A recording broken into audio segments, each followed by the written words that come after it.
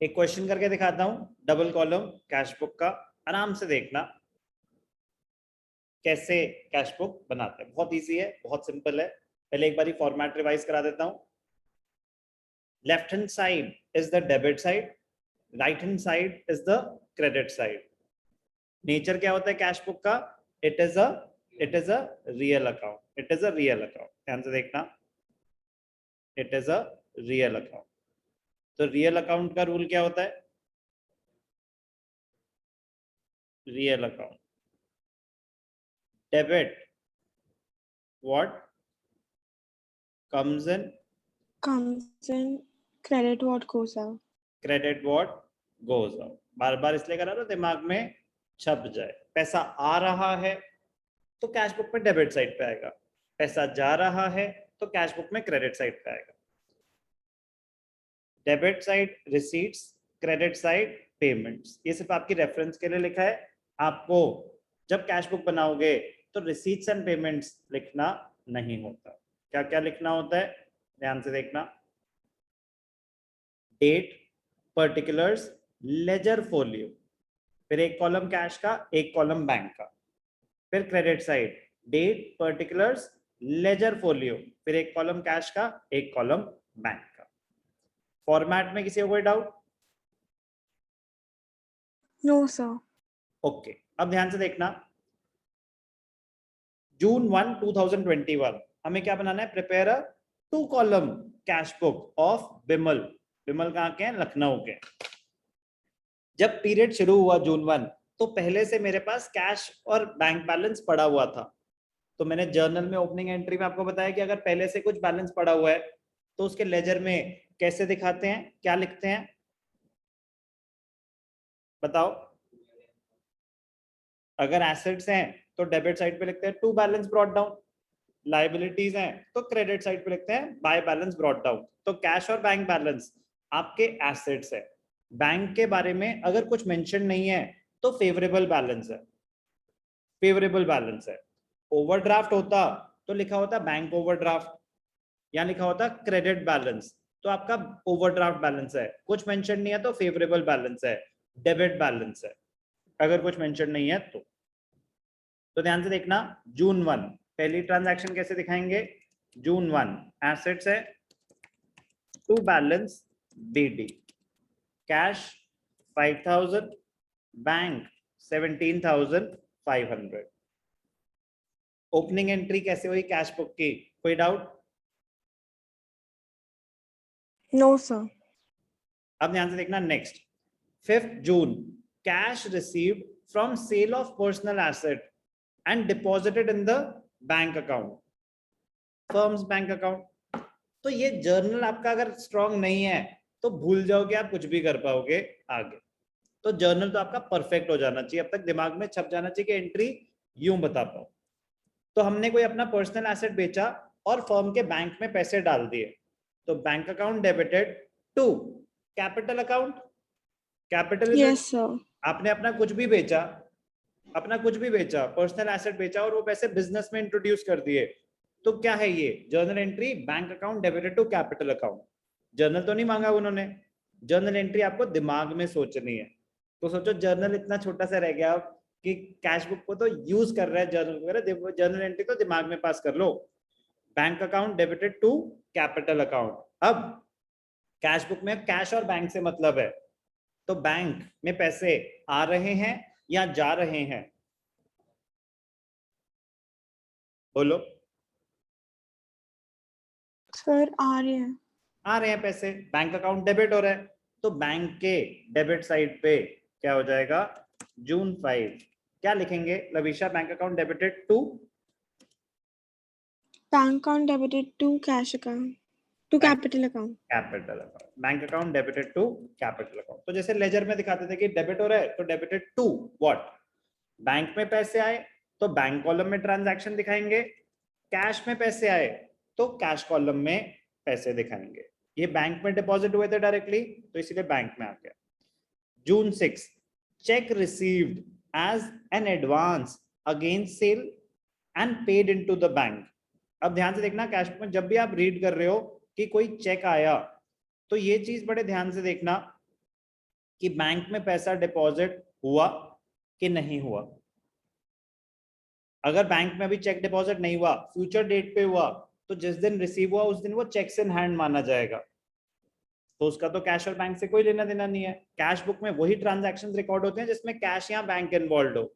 अब इस डेट में तो 6 जून को आया चेक और मैंने सेम डे बैंक में डाल दिया, तो एंट्री क्या हुई, bank account debited to sales हो चुकी हैं या एडवांस है, So advance. एडवांस है।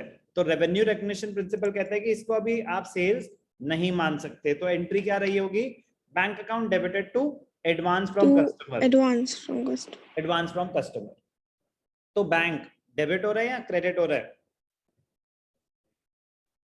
Debit. पलक आप भी बोलो बेटा कुछ, वंश आप भी बोलो, तेज बोलो। डेबिट हो रहा है, तो डेबिट साइड पे क्या लिखूं, जून 6 bank account debited to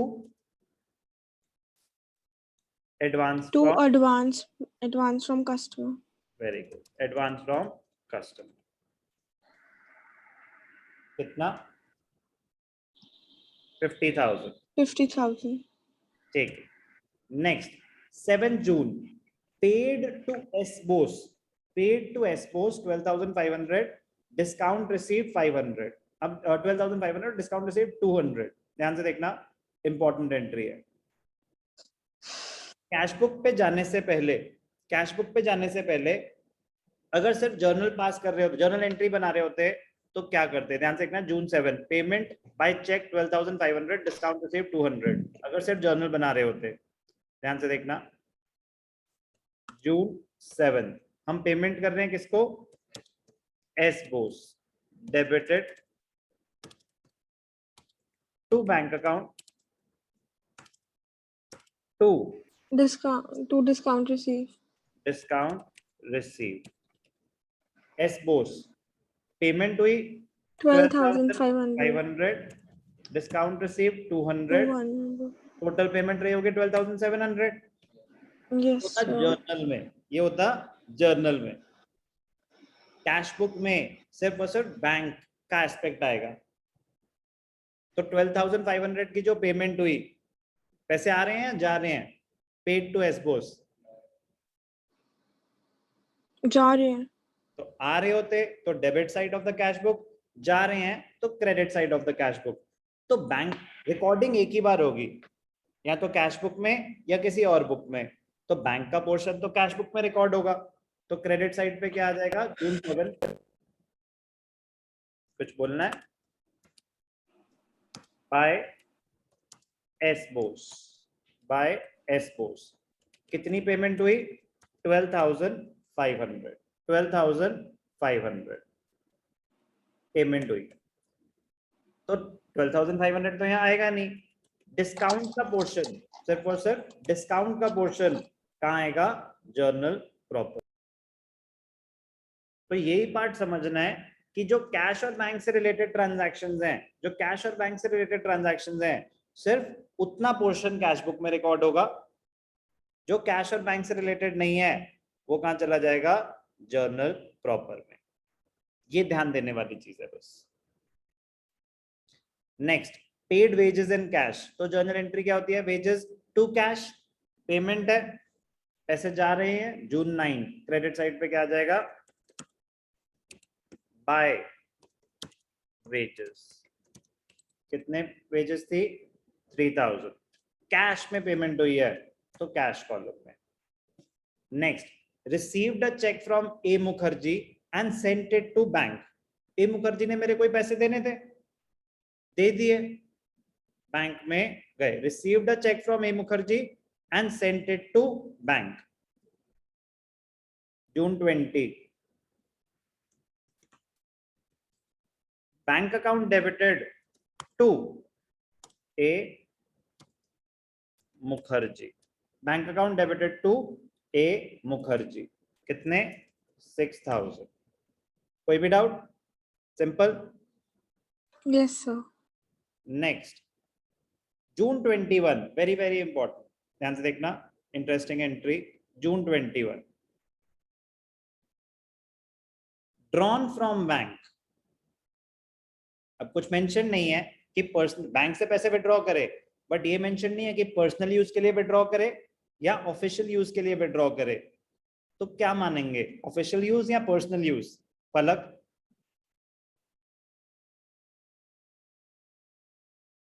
Lavisha, sir office. जय ऑफिशियल, शौर्य ऑफिशियल, वंश ऑफिशियल, कुछ मेंशन नहीं होता तो ऑफिशियल। पर्सनल यूज कब माना जाता? अगर स्पेसिफिकली लिखा होता withdrawn from bank for personal use, कुछ मेंशन नहीं है तो ऑफिशियल यूज। तो आपने बैंक से पैसे विड्रॉ करे ऑफिस यूज के लिए, तो इसकी जर्नल एंट्री क्या होती है Lavisha? Sir cash account debited very to good, bank account. Good, cash account debited to bank account, बिल्कुल करेक्ट जर्नल एंट्री बताई। अब ध्यान से देखना, अभी तक हमने जितनी भी ट्रांजैक्शन रिकॉर्ड करी उसमें या तो कैश इन्वॉल्व था या बैंक इन्वॉल्व था। इस ट्रांजैक्शन में कैश भी इन्वॉल्व है और बैंक भी इन्वॉल्व है, इसको बोलते हैं कॉन्ट्रा एंट्री। क्या बोलते हैं इसको? Contra entry. ध्यान से देखना क्या होती है ये Contra entry. Contra entry, it is a transaction in which both cash and bank accounts are involved simultaneously. It is a transaction in which both cash and bank accounts are involved simultaneously. क्या example है?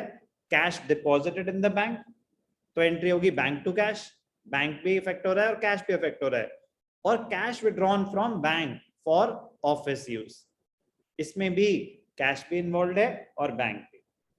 जब हम करते हैं withdrawal for personal use तो entry होती है drawings to bank, तो उसमें कैश थोड़ी ना इन्वॉल्व है। एक और एग्जांपल होता है कॉन्ट्रा एंट्री का, transfer from one bank account to another bank account, तो वो तब होता है जब हमारे दो बैंक अकाउंट्स हैं बिजनेस के, तब वो भी एक एग्जांपल हो सकता है कॉन्ट्रा एंट्री का। Contra entry, a transaction in which both cash and bank accounts are involved simultaneously.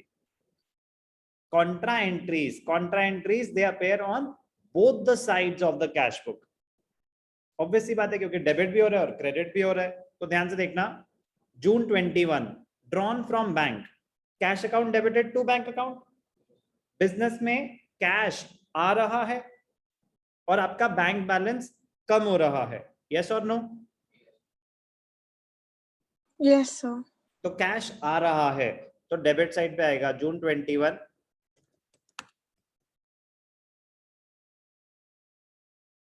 Cash account debited to bank account, cash account debited to bank account, cash account debited 5000, cash में आया 5000, cash account debited to bank account. Bank से पैसे withdraw हो रहे हैं, bank से पैसे cut रहे हैं, तो cash account debited to bank account, तो बैंक में क्या आएगा? By cash, by cash, bank से पैसे कट गए, कैश डेबिट हुआ, बैंक क्रेडिट हुआ, तो यहाँ पे आया बाय कैश, बैंक क्रेडिट करा, cash account debited to bank, cash debit करा। एक बहुत ही इंपॉर्टेंट स्टेप, जब भी आप कॉन्ट्रा एंट्री दिखा रहे हो तो फोलियो में क्या लिखेंगे? सी। फोलियो में क्या लिखेंगे? सी। सी क्या इंडिकेट करता है कि वो एक कॉन्ट्रा एंट्री थी। जून 21 की प्रेजेंटेशन समझ आई? Yes sir. क्लियर? थोड़ा थोड़ा पूरा? चलो गुड। जून 29 paid office salaries in cash, salaries to cash payment है, क्रेडिट साइड पे क्या आ जाएगा? जून 29 बाय सैलरीज, कैश में पेमेंट हुई है तो कैश कॉलम में 4000। Sold goods in cash and bank the same, आपने सामान बेचा और बैंक में डाल दिया। ध्यान से देखना बेटा, इंपॉर्टेंट है ये भी। Sold goods in cash and bank the same, अब इसको दिखाने के दो तरीके होते हैं। इसको दिखाने के दो तरीके होते हैं। ऑप्शन 1 कह रहा है कि दो स्टेप्स है। पहले आपने सामान बेचा, तो जब आपने सामान बेचा तो क्या एंट्री रही होगी? Cash account debited to sales account, cash account debited to sales account, sold goods in cash and bank the same.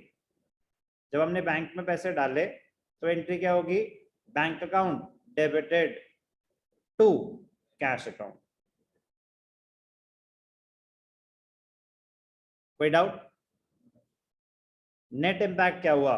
Cash आया, कैश आया, कैश चला गया, कैश में पैसे आए, कैश चला गया, नेट इवेंचुअली तो पैसा बैंक में ही गया।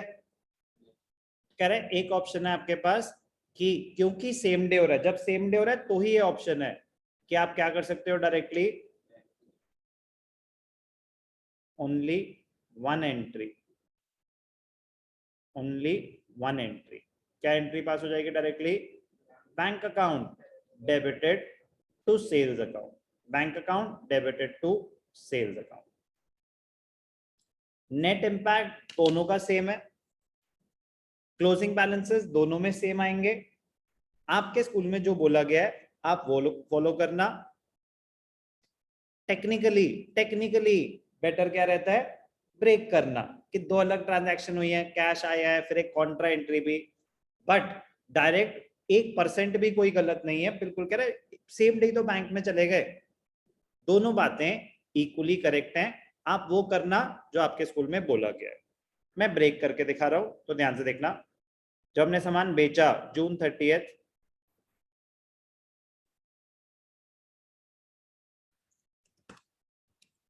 तो पहले कैश टू सेल्स आपके पास 8000 आए, फर्स्ट पार्ट डन। अब आपने वो 8000 बैंक में डाल दिए, तो जून 30 ही bank account debited to cash account. ये भी एक कॉन्ट्रा एंट्री है। बैंक में 8000 आ गए जून 30 बाय बैंक अकाउंट, कैश में से 8000 कट गए। नेट इंपैक्ट सेम क्यों है? आपके पास 8000 आए कैश में से 8000 कट गए, तो इवेंचुअली तो आपके बैंक में ही गए। आप डायरेक्टली बैंक टू सेल्स लिखते तो भी नेट इंपैक्ट सेम होता। तो बी केयरफुल, दोनों बातें इक्वली करेक्ट है, जैसा आपको ठीक लगे वैसे करें। एडवाइजेबल ये होगा कि स्पेसिफिकली पूछें स्कूल में कि अगर ऐसा ट्रांजैक्शन आए कि कैश में सामान बेचा, चेक से बेचे तो बात ही अलग हो जाती, तो डायरेक्टली बैंक में आता। कैश में सामान बेचा तो पहले मेरे पास कैश आया होगा, फिर मैंने बैंक में डिपॉजिट करा सेम डे पे, तो स्प्लिट करके दिखाएं दो एंट्रीज या एक ही एंट्री दिखाएं, नेट इंपैक्ट दोनों का same. Last, paid rent by cheque, payment हो रही है रेंट टू बैंक जून 30 by rent account, by rent account. कितने का रेंट पे करा? 1000। सारी ट्रांजैक्शन आ गई। अब क्लोजिंग जैसे आप किसी भी लेजर अकाउंट की करते थे, कंपेयर करेंगे डेबिट्स ज्यादा हैं या क्रेडिट्स ज्यादा हैं। तो डेबिट्स का टोटल था 18000, कैश एक एक करके पहले कैश की बात करते हैं फिर बैंक पे आएंगे। तो कैश में डेबिट्स 18000, क्रेडिट्स 15000, तो debits are more than the credits, तो बैलेंसिंग फिगर क्या हो जाएगा? 3000। It will appear on the credit side but it is a debit balance. Debit balance का मतलब होता है debits are more than the credits. Cash में by 3000, बैंक में डेबिट्स वर 86,500 की आए, पैसे आए बैंक में डिपॉजिट हुए 86,500, विड्रॉ हुए 18,500, तो डेबिट्स माइनस क्रेडिट्स एंड में कितने रह गए? 68,000। बैलेंसिंग कैसे हो रही है इसमें, किसी को कोई डाउट? No sir. लेजर और इसकी बैलेंसिंग में 1% का भी फर्क नहीं है, एग्जैक्टली सेम है। अगर वो आती है तो ये भी कर लोगे, वो नहीं आती तो यहाँ पे भी प्रॉब्लम होगी। सो प्लीज वो आनी चाहिए अब तक। ये ध्यान रखना है कि जब एक पीरियड एंड हुआ जून, तो ये बैलेंस आपको नेक्स्ट पीरियड में कैरी फॉरवर्ड करके एक लाइन में दिखाना चाहिए, जैसे आपको लेजर में भी बताया था कि नेक्स्ट पीरियड में कैरी फॉरवर्ड करके दिखा देंगे जुलाई 1 डेबिट बैलेंस तो टू बैलेंस बीडी, कैश में 3000 पड़े हैं, बैंक में 68,000 पड़े हैं। Cash 3000, bank balance 68,000। इजी है कैश बुक, स्कोरिंग है कैश बुक, स्कोरिंग रहने देना, साथ साथ प्रैक्टिस करते हैं।